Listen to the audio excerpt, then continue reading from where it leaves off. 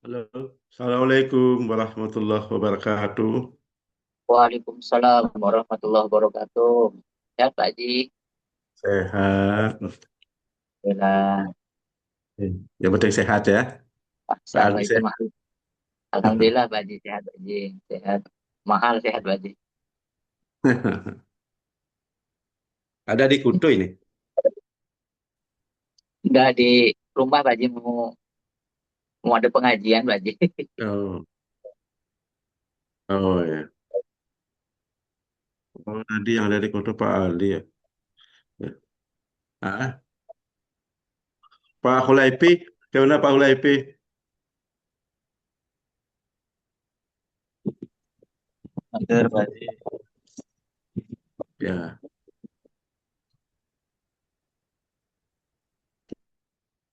kita sudah masuk 5 orang ya, tapi ini masih tertutup.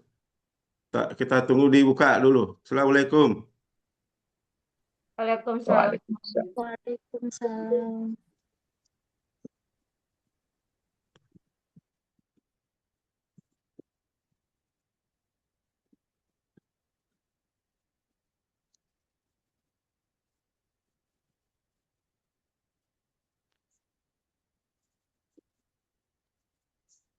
Ya, kalau Zoom kan harus. Iya. Batuk puasa ini. Assalamualaikum warahmatullahi wabarakatuh. Waalaikumsalam. Ya, alhamdulillahirabbil alamin. Salatu wassalamu ala asrofil anbiya'i wal mursalin wa ala alihi wa sahbihi ajmain. Amma ba'du. Di pertama mari kita bersyukur kepada Allah Subhanahu wa taala pada hari ini kita bisa melakukan kegiatan di semester 2 ya. Semester 2 dengan materi model dan strategi pembelajaran PAI ya. Jadi, alhamdulillah kita sudah berada di hari ke 9 ke 17 sekarang ya. 17 apa 18? 18 ya. Kita saat ini ada di 18 puasa versi pemerintah ya. Jadi mudah-mudahan kita sampai nanti bisa terakhir mengikuti puasa Amin, amin. dan ketemu puasa tahun. Sholawat dan salam terlimpahkan kepada Junjungan Nabi besar Muhammad Sallallahu Alaihi Wasallam. Bapak Ibu yang Allahumma saya sholli. hormati, eh,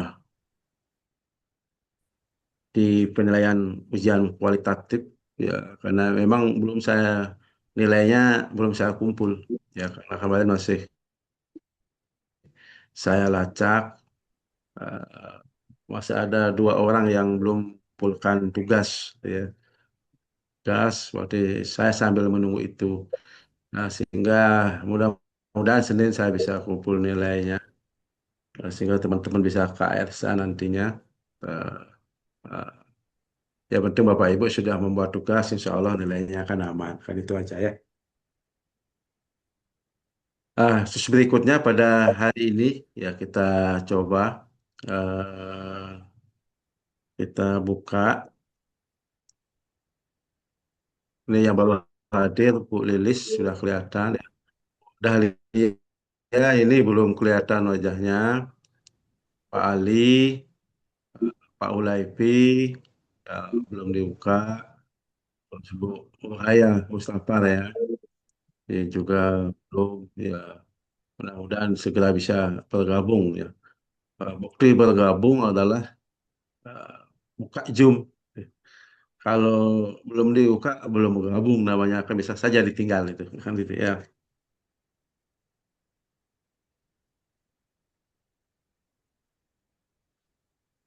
Yang lain belum masuk ini kelihatannya. Ya. Tapi kita jalan ya, kita jalan ya, karena kita ada kejar waktu juga. Saya buka materi. Nah, ini.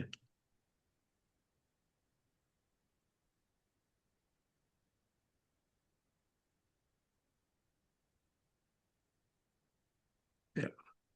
Kelihatan ya. Oke, kelihatan, Pak Haji. Nah,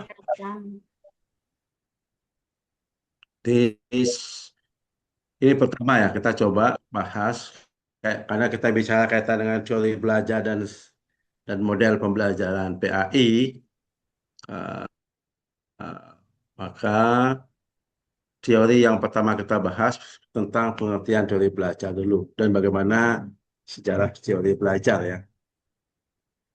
Eh, Seperti biasa, eh, ada 16 kali pertemuan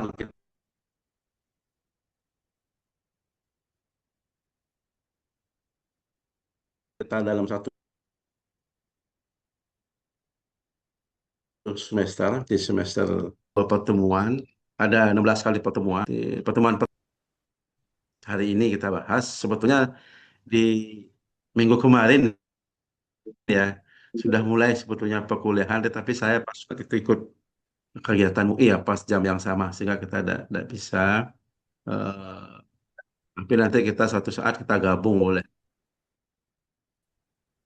Pertemuan kedua nanti kita khusus bahas teori belajar behavioristik.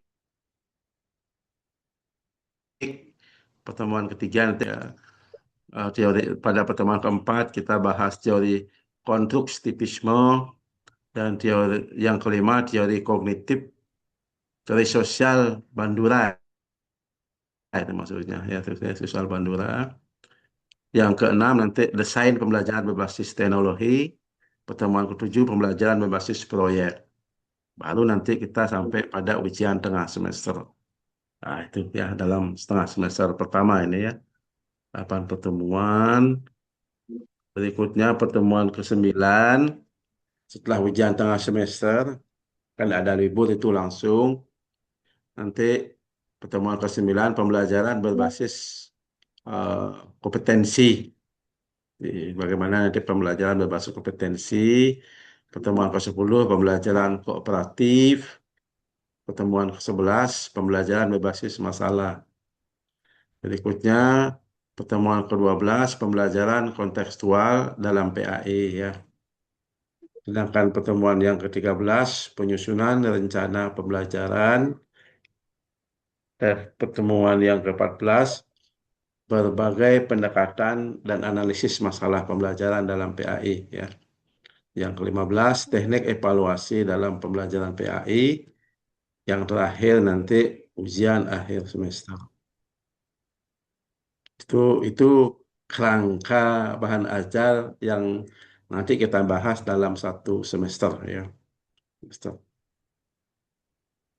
Pembelajaran ini kita karena ini EDS2 ini berbentuk tim, saya dengan Pak Sudarsono ya. Di, Kemarin sebetulnya mau dikasih 2 mata kuliah tapi ya kebanyakan Bapak ya. Ya ambil satu ya di semester 2 karena biar ya konsennya ke manajemen ya. Karena kalau kebanyakan ngajar kampusnya ada terus nanti. Ya. Terus bagaimana teknik penilaian sama ya. Teknik penilaian sebetulnya satu dia di kehadiran, di kehadiran di sini berarti kehadiran lewat Zoom ya. Yang kedua dia kaitan dengan tugas. Di- Yang ketiga kaitan dengan keaktifan dalam berdiskusi. Tugas itu karena ini kelas Zoom, itu kan bisa dalam bentuk karena tetap kita bicara ujian tengah semester, ujian akhir semester. Maka kalau ada tugas kaitan dengan ujian tengah semester, ujian akhir semester dikerjakan gitu ya. Karena eh, apa ya, penilaian itu kan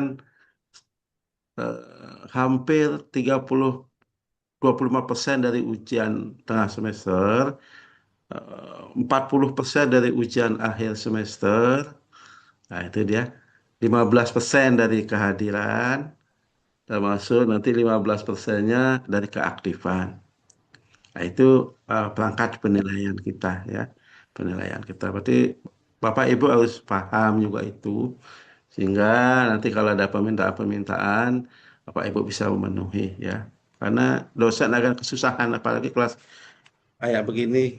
kesusahan akan memberikan penilaian kalau Bapak Ibu tidak mengumpulkan tugas itu. Maka Bu Lilis kemarin saya hubungi juga karena sudah tugas pertama tapi eh, apa ininya belum belum dilaporkan ya Bu Lilis ya. Makanya saya kejar saya tanya alhamdulillah sudah submit juga ya. Eh, Bu Pak Ali awalnya tidak kelihatan tapi saya kejar cari alhamdulillah ada Bu Bu Sapar, Bu Mustafar itu Bu Rahaya itu kemarin sudah sempat mengumpul tugas tapi eh, saya minta revisi. Kemarin juga saya hubungi, eh, mungkin belum tuntas, mudah-mudahan segera tuntas. Ya. Termasuk Pak siapa yang Basnas, ya itu mari kita, Yunus. ya. Nah, kita masuk ke materi kita ya, itu kan pembukaan persepsi namanya ya. Jadi, kalau di guru itu persepsi, jadi, paling tidak pengenalan awal, penguatan di awal, baru kita masuk ke materi ya.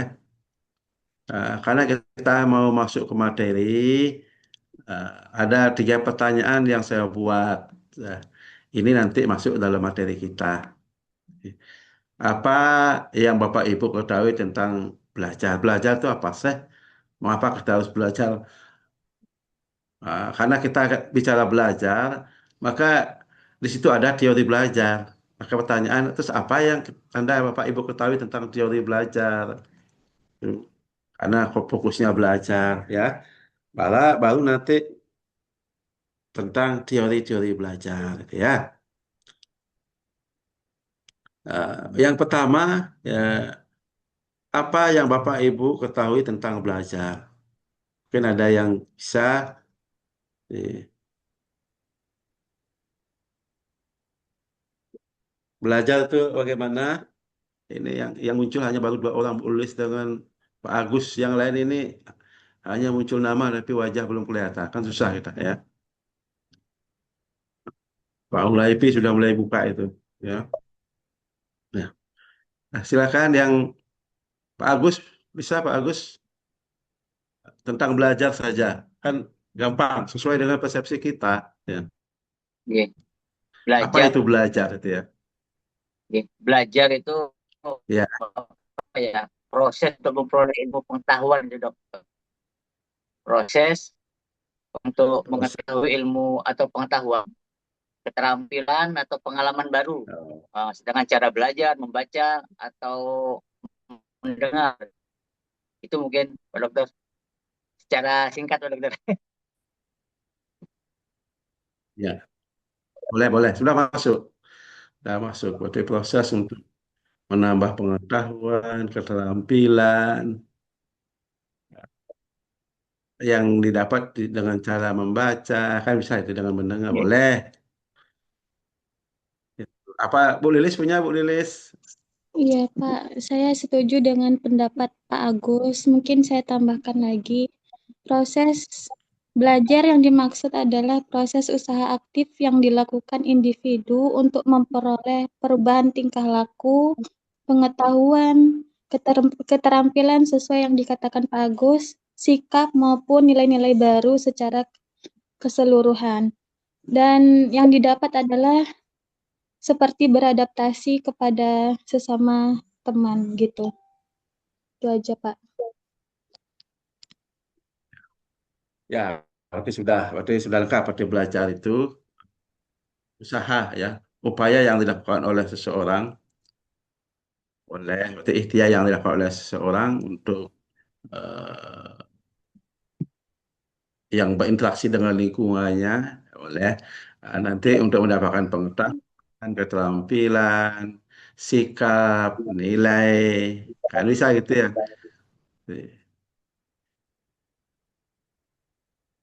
Berarti itu yang telah didapat, yang dilakukan dengan usaha sadar. Boleh belajar. Berarti intinya sudah dapat itu. Berarti ada yang didapat dengan ikhtiar, itu kan 4 kuncinya dia ada keterampilan, ada pengetahuan, ada sikap, ada nilai. Itu yang berubah. Ada hanya perubahan. Kalau belajar kan ada perubahan. Dari yang tidak tahu menjadi tahu.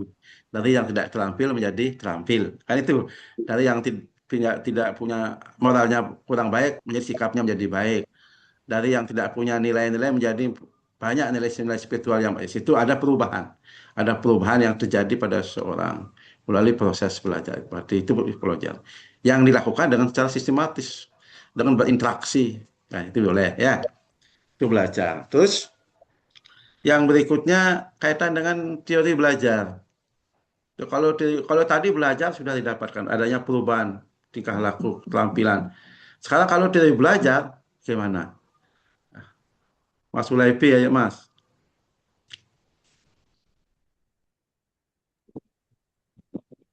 Izin, Pak Haji. Sependek pengetahuan saya, teori Ya, belajar adalah eh, jalan untuk menempuh atau mengubah sikap tadi atau pengetahuan tadi. Seperti kalau di ilmu agama ada mazhab. Nah, kalau teori belajar itu adalah jalan untuk mencari proses tersebut. Nah, beda teori berarti beda yang dihasilkan. ya, boleh. Udah masuk. Berarti kalau Mas Ulaipi bahasanya jalan untuk menuju Roma. Ini ya. Jalan kaitan dengan proses belajar itu boleh. Itu teori boleh masuk. Bu Anu, siapa ini lagi yang muncul? Bu Rahayu bisa? Ya, ya, Assalamualaikum Pak Haji. Bu Rahaya ya. Mungkin, ya, baik. Mungkin teori belajar itu prinsip atau konsep dalam sebuah pembelajaran mungkin. Pak Haji, melengkapi Pak Hulaifi. Berarti prinsip dan konsep. Boleh.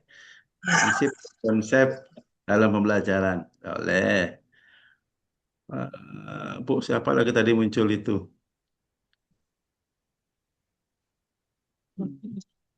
Eh, Pak Ali nyambung. Ini sambil ada kegiatan ya, ada nyambung ya.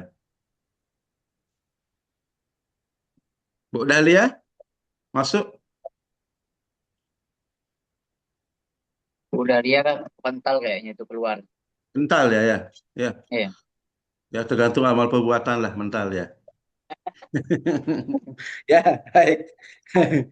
Ini yang teori belajar ya, betul. Bisa jalan atau cara. Ya, paling mendekati cara Pak Ulaifi ya. Jalan-jalan menuju Roma nanti. Cara ya. Cara atau konsep dia kaitan dengan eh, bagaimana orang bisa belajar dengan baik. Boleh. Itu kan teorinya dia. Berarti konsep atau cara bagaimana eh, berjalan dengan arahnya kan bagaimana pembelajaran itu bisa berjalan dengan efektif, efisien, dengan baik. Jadi ada cara kan? Ada cara atau konsep kaitan dengan bagaimana belajar itu bisa berjalan dengan baik. Itu teori belajar. Terus belajar sudah, teori belajar sudah. Kalau sekarang tadi sudah sempat singgung berarti kan teori belajar itu ada berapa? Berarti yang Bapak Ibu kenal saja teori belajar. Nah ini Pak Ustadz Salih sudah bergabung. Oke, Ayo Pak mohon maaf Salih. telat, telat, telat Pak Haji. Telat tidak apa-apa. Yang penting ya. Eh, teori belajar Pak Sali nyambung. Seperti teori belajar ada yang dikenal. Berapa yang Bapak Sali kenal? Sali teori belajar yang diketahui. Belum belum concern ya. Ya, belum bosan. Ya baru masuk ya. Ayo. Yang nyambung siapa? Bu Lilis mana Bu Lilis? Ayo Bu Lilis. Teori belajar ada berapa Bu Lilis? Teori belajar ada behavioristik, teori Ya, kognitif, ya. teori konstruktivisme, teori humanistik, dan teori sosial. Gitu. Nah, boleh. Udah aman dah ya. Pak Agus sama berarti ya, karena tadi sudah saya sebutkan Pak Agus ya, kan itu dia, Berarti sama ya. Berarti teori belajar Mana? secara umum ada 4 sampai 5 ya teori belajar. Tadi sudah disebutkan Bu Lilis. Pertama, behavioristik, nanti yang apa namanya, contohnya Favon di sana. Terus yang kedua teori kognitif. Kognitif itu contohnya nanti Piaget. Terus teori humanistik, humanistik tuh Abraham Maslow. Maslow masuk di situ. Ya. Lalu teori konstruktivisme, konstruktivisme Piaget juga masuk di konstruktivisme ya.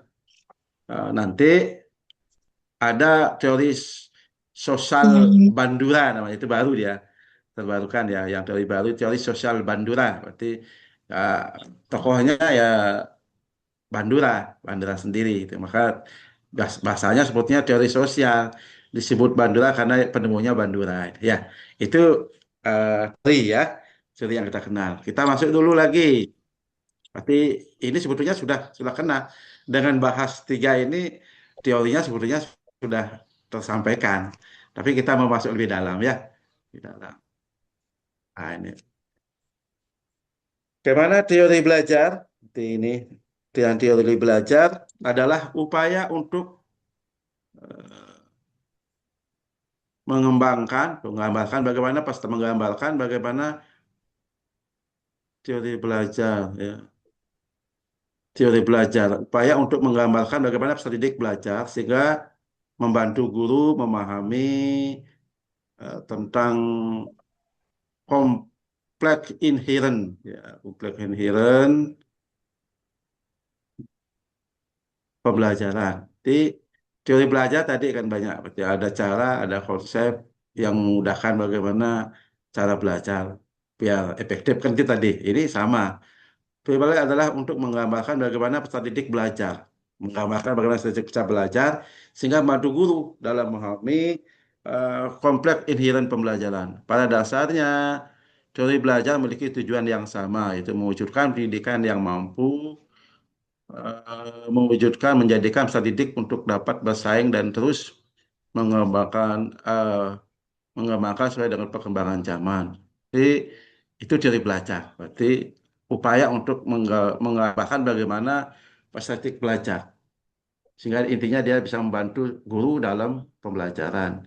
Atau tadi kita buat bagaimana cara atau konsep tentang pembelajaran yang dilakukan oleh siswa yang efektif, efisien. Kan boleh, kan itu ya. Nah, itu kaitan dengan pengertian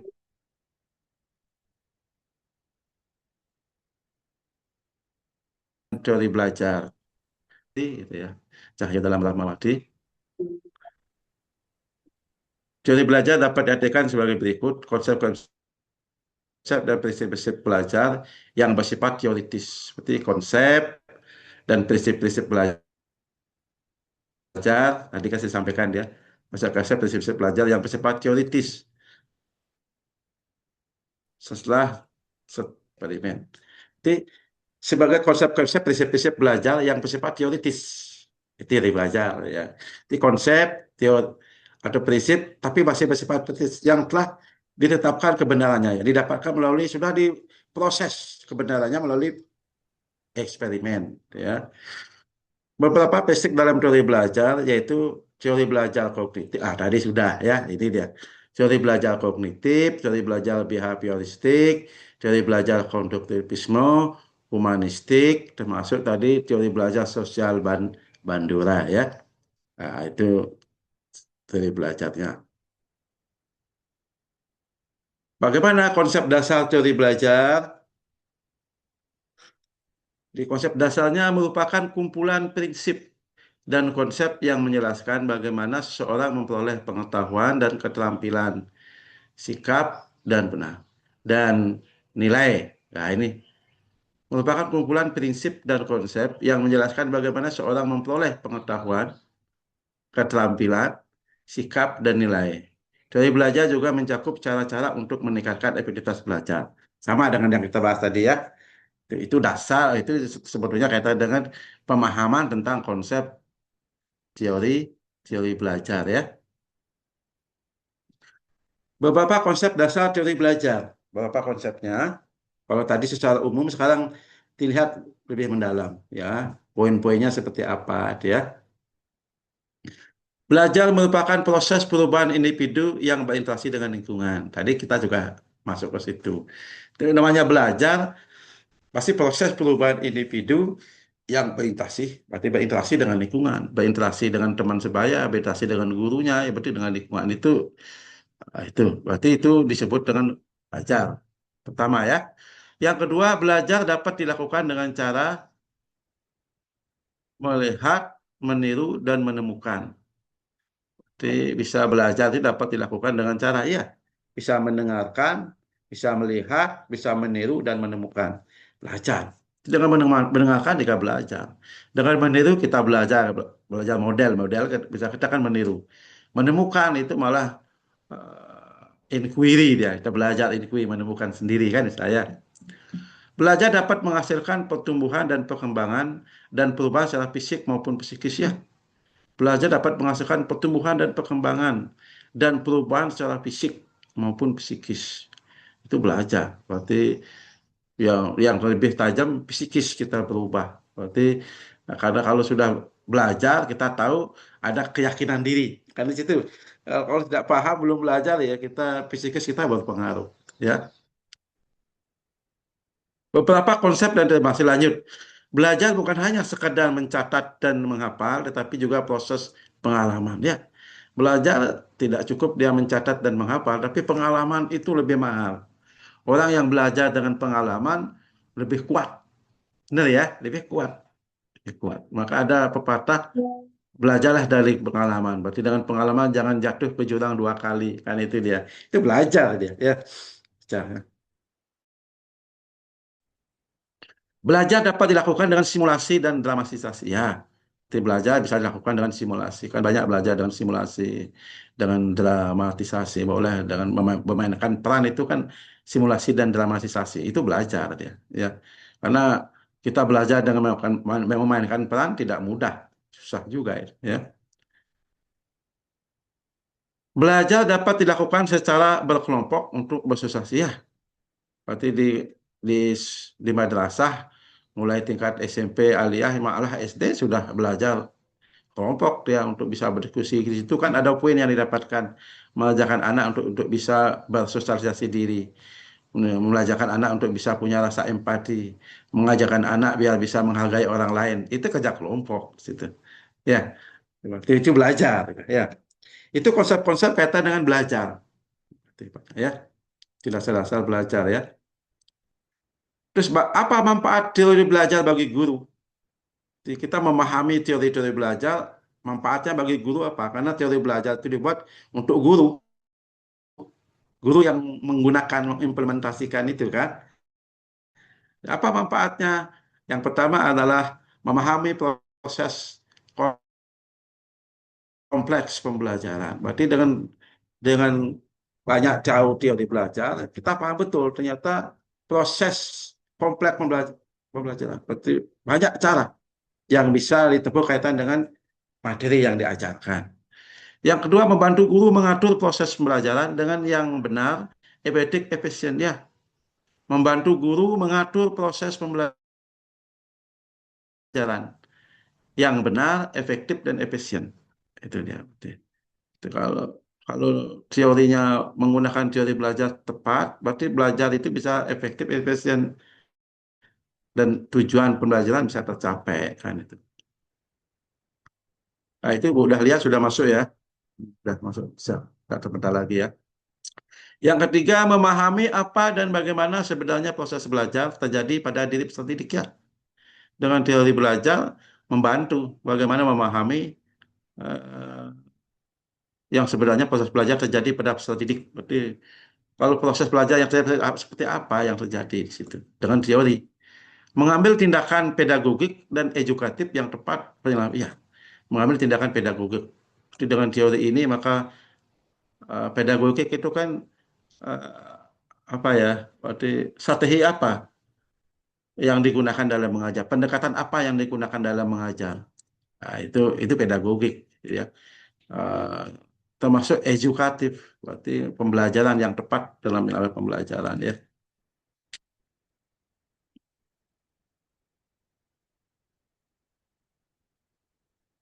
Bagaimana penggunaan teori belajar dalam perencanaan pembelajaran? Karena teori belajar itu digunakan pertama kali oleh guru dibuat dalam perencanaan dulu. Berarti kalau guru itu kan kalau kita dosen membuat LPS namanya, ya.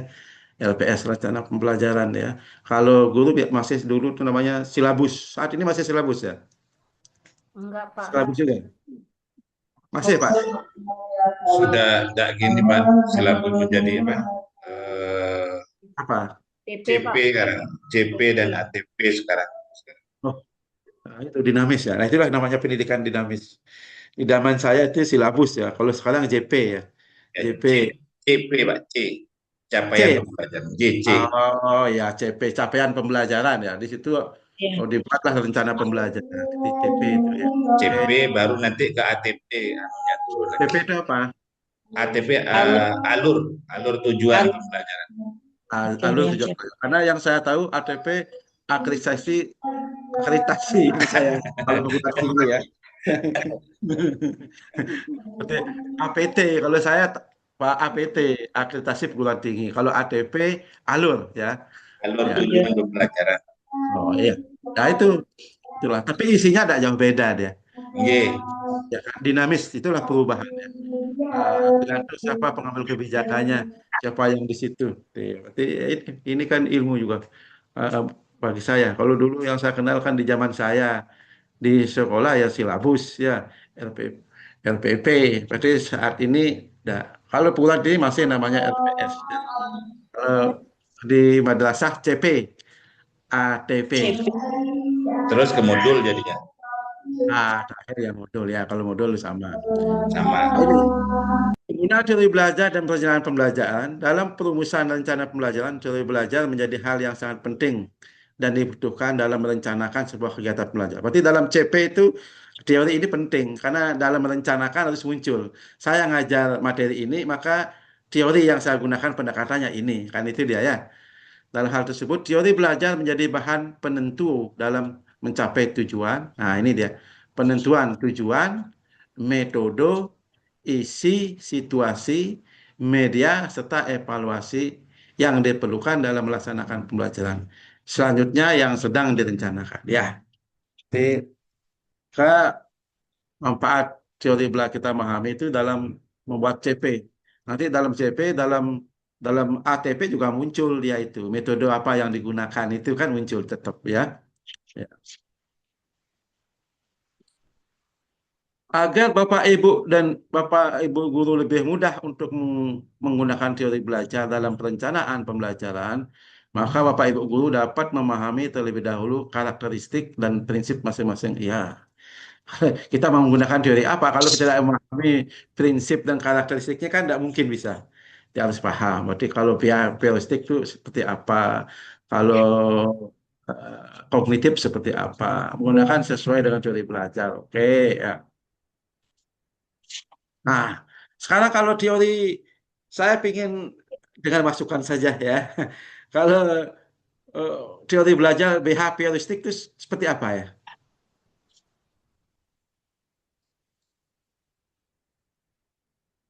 Ada.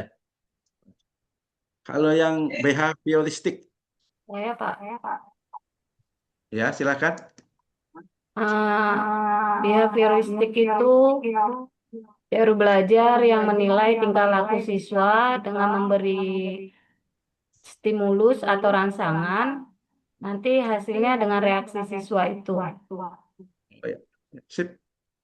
Ya, sudah kena. Nanti kaitan dengan perubahan perilaku. Gampangnya begitu. Nanti behavioristik itu teori belajar yang melihat perubahan perilaku siswa. Berarti dengan memberikan stimulus rangsangan kepada siswa. Stimulus rangsangannya ke macam-macam. Itu pertama kali kan dicobakan pada hewan itu kan. Stimulus pada hewan, ya. Berarti ternyata berhasil, maka digunakan sebagai teori belajar. Berarti nanti respon daripada siswa ada perubahan terjadi dengan diberikan rangsangan. Rangsangan kan bisa motivasi, kan bisa dorongan, bisa banyak ya, bisa reward, kan bisa ada nanti reaksi apa. Itu behavioristik.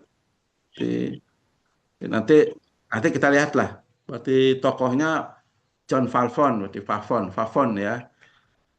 Itu nanti kita lihat. Berarti yang penting sudah dapat konsep anunya, poinnya ya, behavioristik. Berarti perubahan tingkah laku yang terjadi. Itu behavioristik.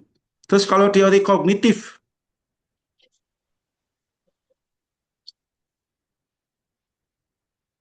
nah itu Bu Haya kelihatannya anu mau bicara.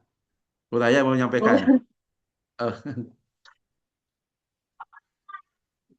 Mungkin kalau saya teori kognitif mungkin berkaitan dengan pengetahuan mungkin Pak. iya, ada dengan pengetahuan ya. Boleh? Ya. Ada lagi?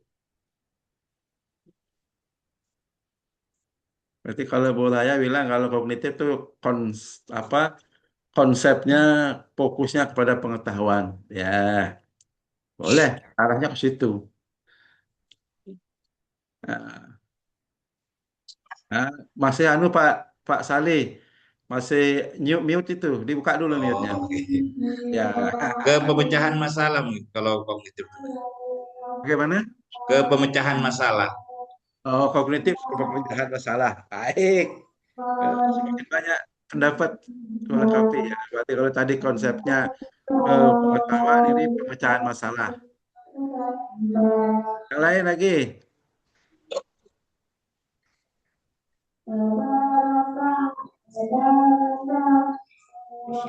Ayo.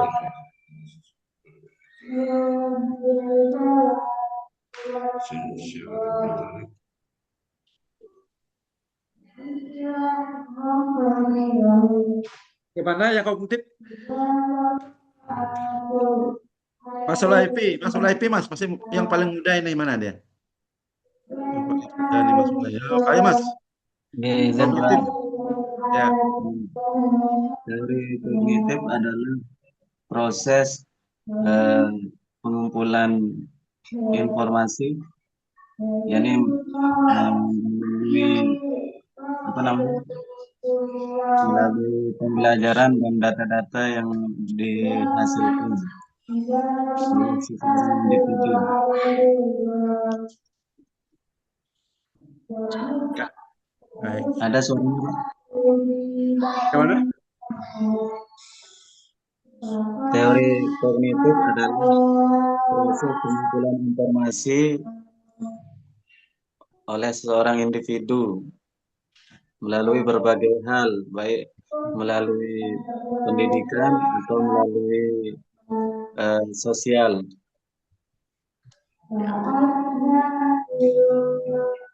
Boleh, boleh Mas Mulai IP. Berarti udah 3 ya, kita simpulkan.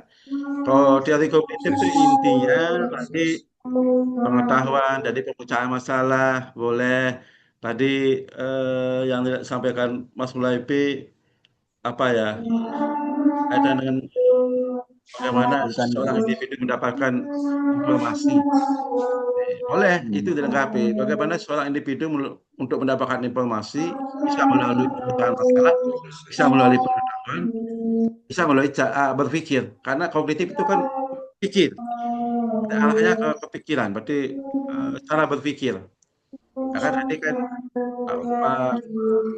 Pak Salih bilang pemecahan masalah. Kalau Bu Rahaya sudah konsep pertama pengetahuan, kan arahnya itu kognitif. Jadi, boleh, berarti Mas Hulaifi melengkapi. Jadi, bagaimana seorang individu untuk mendapatkan informasi, kan itu informasi melalui data-data, boleh ya, untuk mendapatkan pengetahuan. Yang mendapatkan informasi melalui pecahan masalah. Boleh, kan bisa. Karena arahnya bagaimana ilmu itu didapat. Kalau ya ini kan perubahan perilaku. Kalau ini kan arahnya ke pikiran. Bagaimana pengetahuan, ilmu pengetahuan dengan cara yang didapat dengan tadi. Berarti jelas awalnya bagaimana dia memperoleh pengetahuan atau informasi itu sendiri kan itu ya. Baik. Kalau humanistik, kalau dia humanistik bagaimana? Kalau humanistik itu fokus pada potensi dan kebebasan individu. Ya, Fokus karena pada potensi dan kebebasan individu. iya. Mengapa dia fokus pada potensi diri dan kebebasan individu? Maka di situ kan pembelajaran guru, kalau bahasanya di situ guru hanya sebagai fasilitator. Subjek pembelajaran di situ adalah siswa, karena fokus pada potensi di siswa. Kan itu ya, dan Iya, benar. individu. Sehingga pertama kan, maka humanistik itu Abraham Maslow, dia bicara kebutuhan individu. Kan kebutuhan ya, kebutuhan dari dasar dia makan dan rasa aman, termasuk aktualisasi diri, itu tokohnya humanistik. Sehingga dia bicara bagaimana kompetensi diri individu termasuk kebebasan. Maka di situ kena kaitan dengan menemukan sendiri, bisa pembelajaran inquiry sana, karena guru hanya di situ perannya sebagai fasilitator. Berarti humanistik sudah kena. Jadi kaitan dengan bagaimana mengembangkan kompetensi peserta didik. Karena saja gitu intinya ya. Seperti kompetensi. Karena guru hanya sebagai pendamping, boleh. Terus yang konstruktivisme.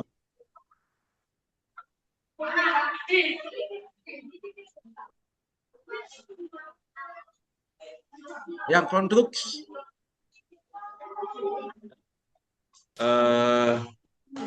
Saya tadi. Siapa? Silakan. Pak Ali ya, Pak Ali. Ayo Pak Ali.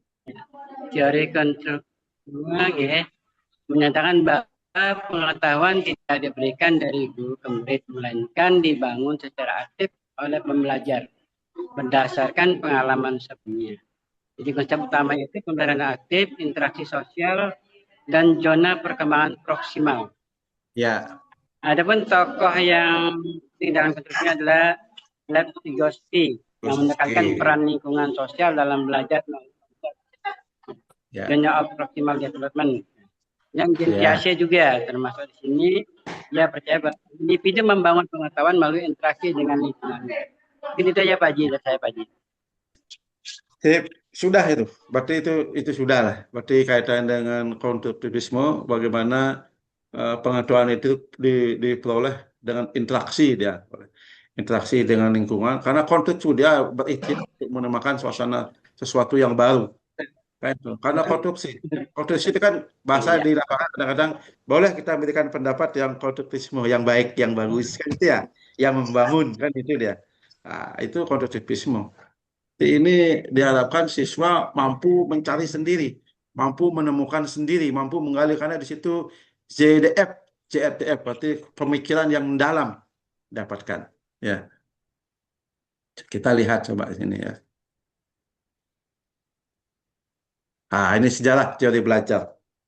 Sejarah teori belajar mencakup sebagai perkembangan yang terjadi sejak zaman kuno hingga saat ini.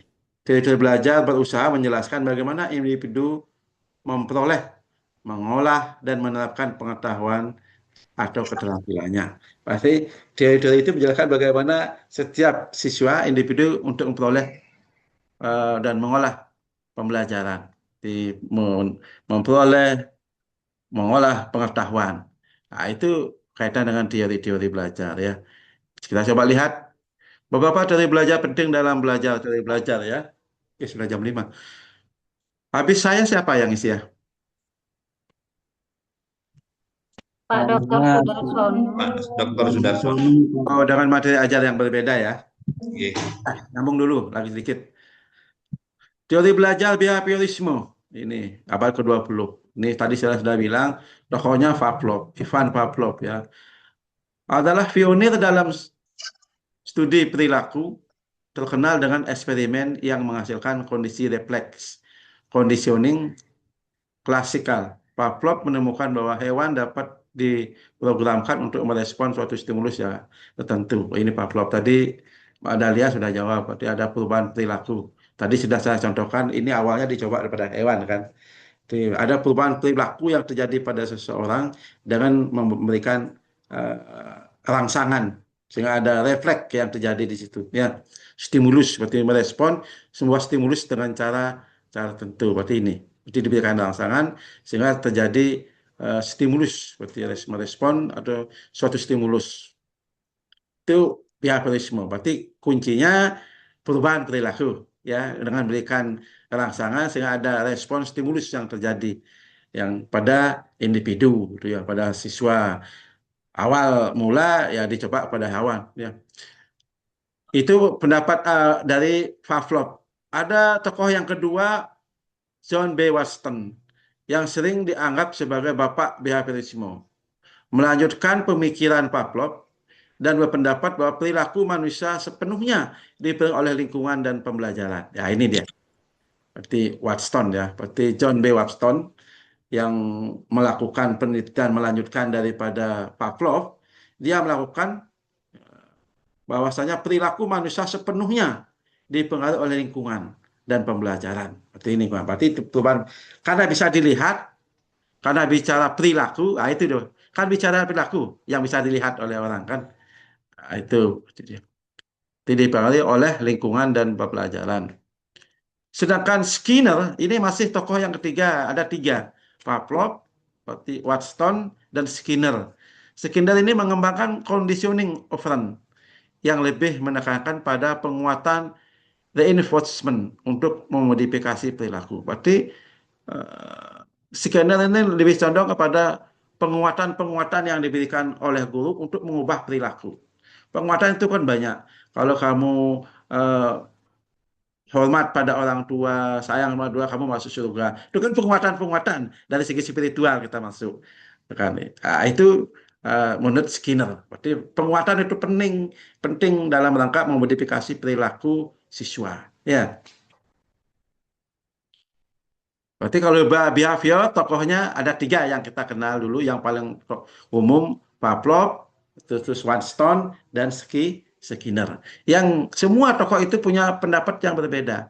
Kalau dia Pavlov, tadi dia berikan rangsangan. Kan itu. Perubahan perilaku terjadi karena ada stimulus yang diberikan. Sedangkan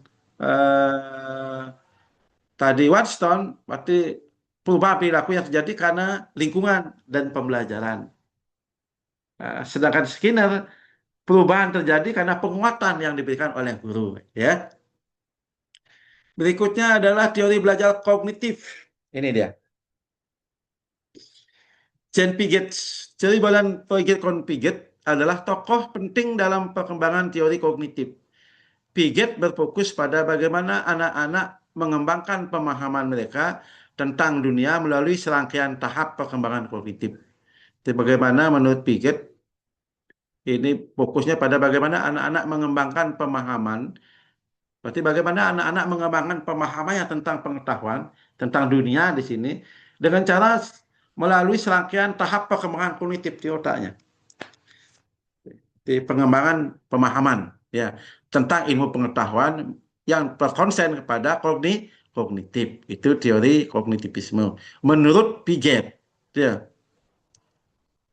Sedangkan menurut Vygotsky, seperti Vygotsky ya.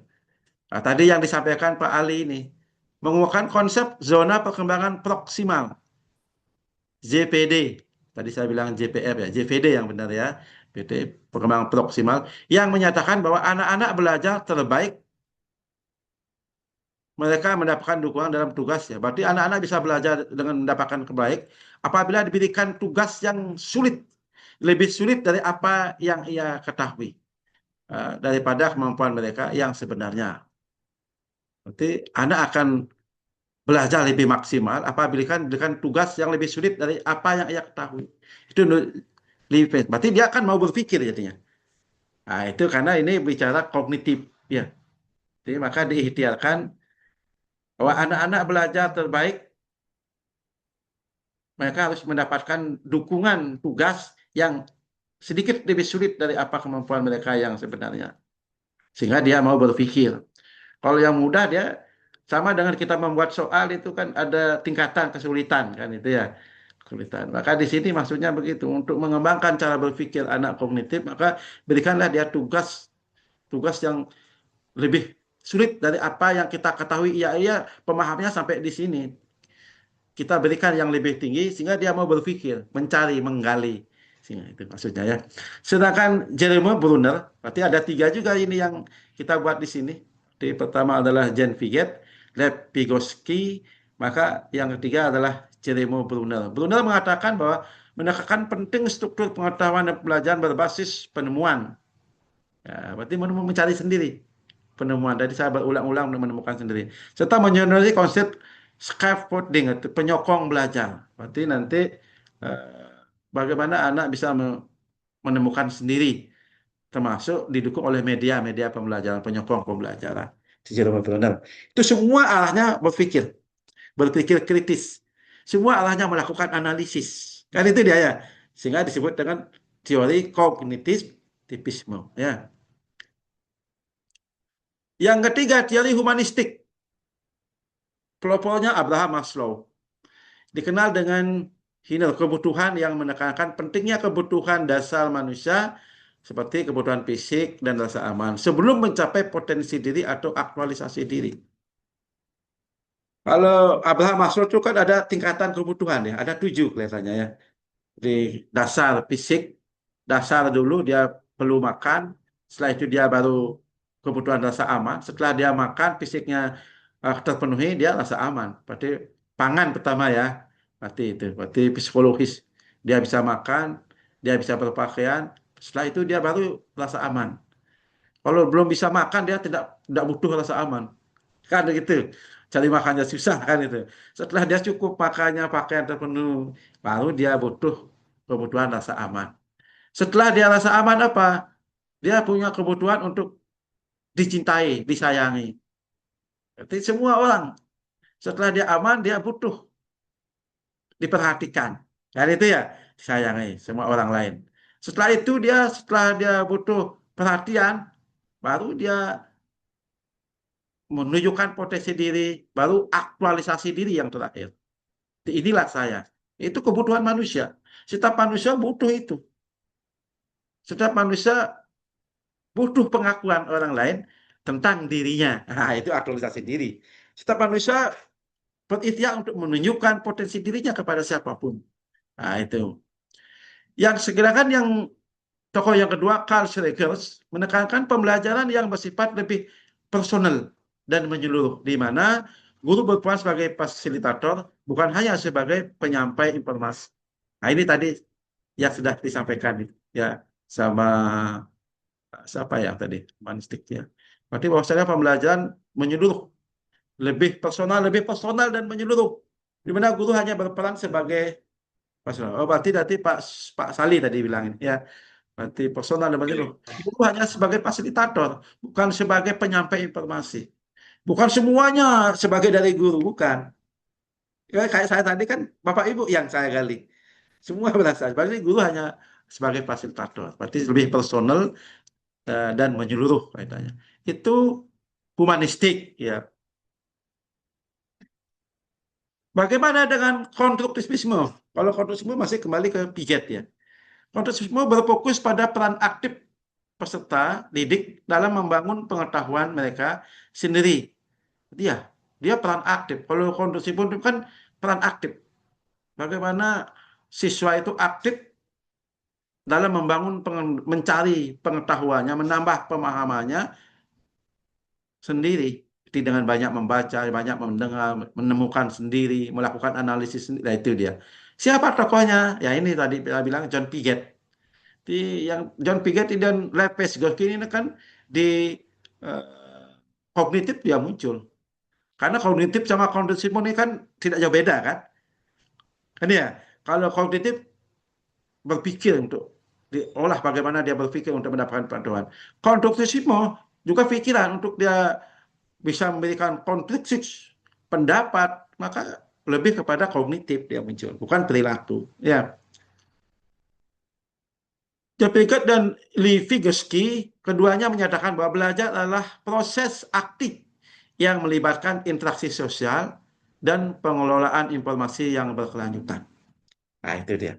Konteksisme. Berarti menurut Piaget dan Vygotsky, bahwa belajar adalah proses aktif yang melibatkan interaksi sosial dan pengelolaan informasi yang berkelanjutan. Tadi Mas Sulaipi sudah saya bilang ya, jadi melibatkan interaksi sosial dan pengelolaan informasi yang berkelanjutan. Nah, ini dia. Implementasi pendekatan kognitisme dalam pengajaran pada umumnya menerapkan cara belajar cooperative learning. Berarti belajar cooperative learning ini kan sudah familiar sama kita. Kan familiar, Pak ya, Pak Salia. Sangat familiar kalau di madrasah ini, cooperative learning. Dengan landasan berpikir bahwa siswa akan lebih mudah menemukan dan memahami konsep-konsep yang sulit jika mereka saling berdiskusi.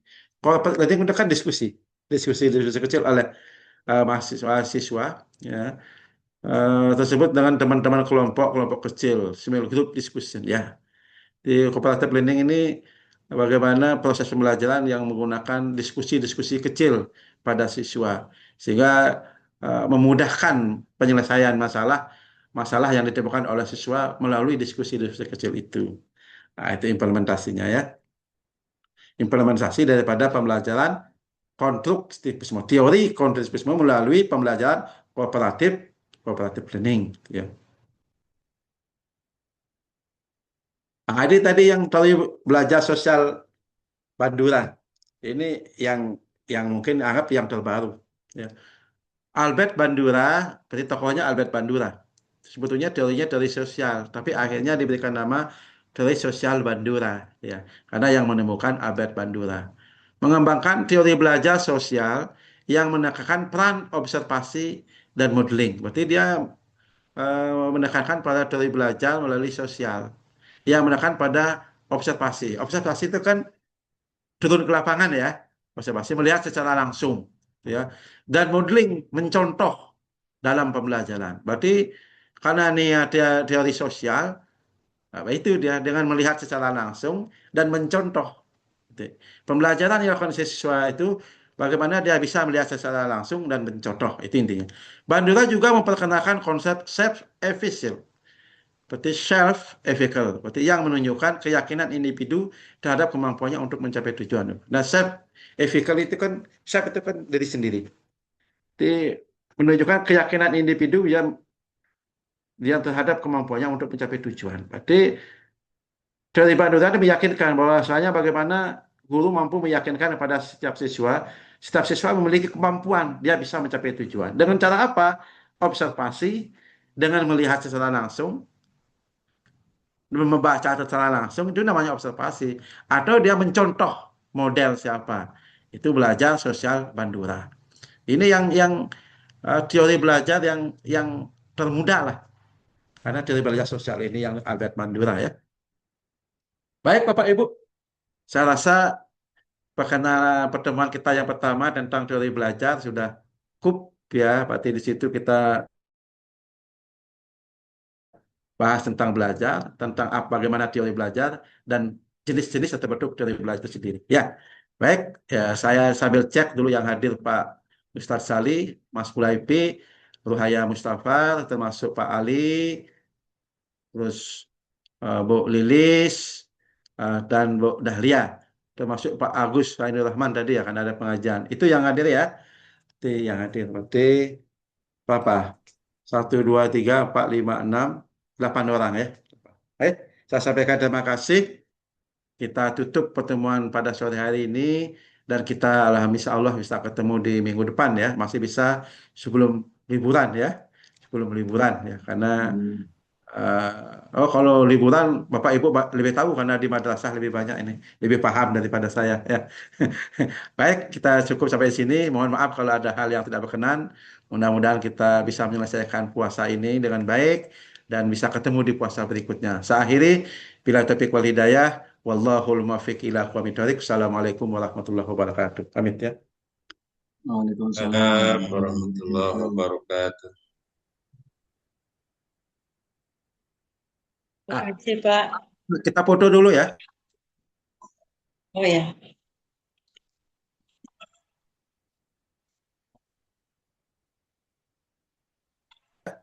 Saya foto ya. Buka. Ya, bentar.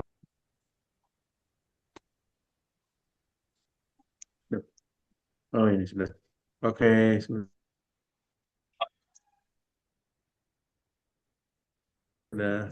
Baik. Udah, saya izin live ya. Oke, Pak. Oke, Pak Haji. Sebanyak Pak Haji.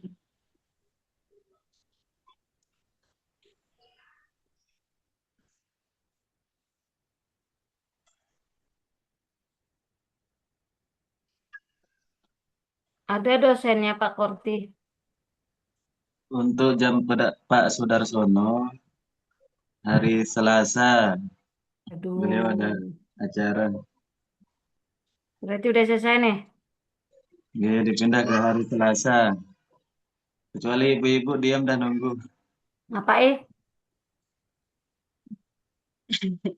Suaranya Pak Sali belum ada suara. Oh, tahu gitu saya tak lembur bikin makalah ini. Sampai tidak tidur nih saya nih. Pak Sali Tak judulnya tidur. apa? MBG Aku sama sih. lainnya. Tapi nggak apa-apa Pak, ya. Saya nggak ubah Pak ya. Biarin aja ya. Tapi kan yang disuruh bermasalah. yang diminta presentasi itu berarti lanjut yang kemarin itu Pak ya, Siapa itu? Apa itu? sama Pak Sudarsono. Lanjut Saya yang kan kemarin. kemarin kan telat saya kemarin. Tidak apa-apa saya duluan enggak apa. Filsafat apa? Yang filsafat apa multidisipliner? Soal multidisipliner cuma saya yang belum.